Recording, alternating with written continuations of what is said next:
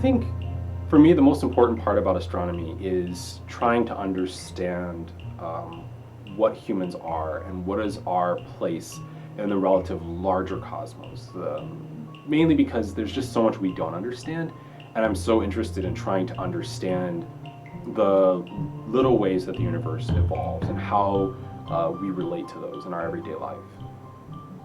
I'm Keith Hawkins, and I love science. I love astronomy.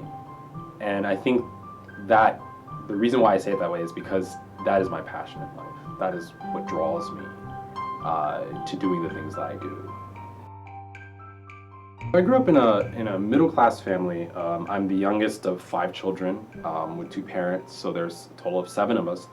And I have a twin brother, Kevin. I also have 2 sisters, Jasmine and Tonda, and an older brother, Daryl. Kevin is my competitor and my twin, and I don't know, he keeps me going. So Kevin and I were both adopted about 1. And I mean, for me, it came down to my biological mother at the time could not afford to take care of us. We don't really remember what happened, but it's cool to think that, you know, you can be adopted into such a loving family and they can give you not only the love but the resources to succeed. My parents worked very, very hard. I remember days where my mom would go in at 4 o'clock in the morning and get off at 8 o'clock at night.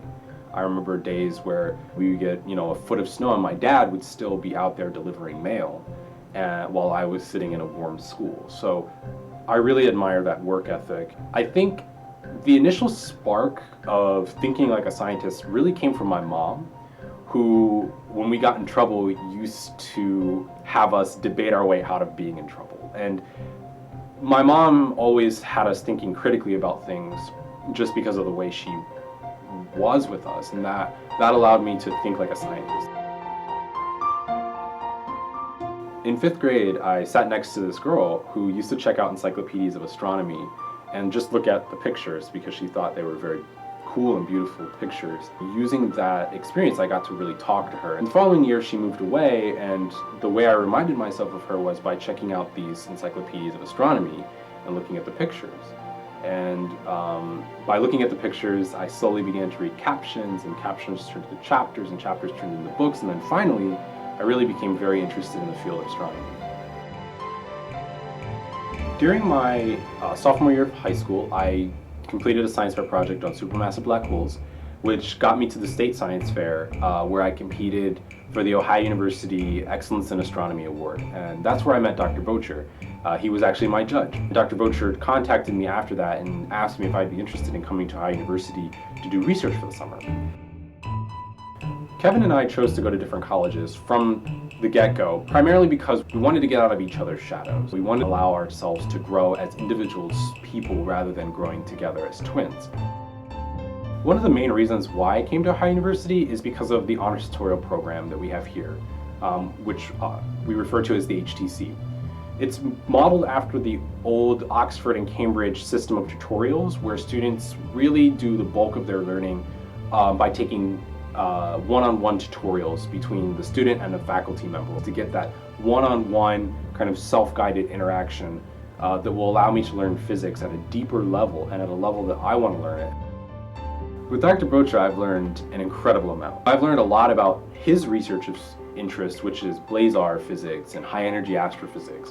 But I've also learned a lot about stars. I've learned a lot about kind of what it means to be a good astronomer. What does it mean to have good, solid practices as an observing astronomer and even as a theorist.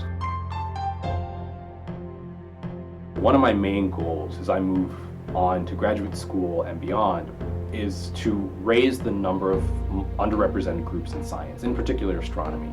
I recently found out that from Dr. John Johnson at Caltech that the rate of African Americans getting PhDs in astronomy is half per year. 1/2, so that's 0.5 per year PhDs that are African American in astronomy. That is an incredibly low number. If we could focus more attention on, making more equal opportunities, minority students and multicultural students as well, in the sciences especially, we'd have a lot more qualified scientists. We would have a lot higher science literacy rate here in the US, and just imagine the amount of technology that we can develop as a world-leading country if we had more science literate people in the US.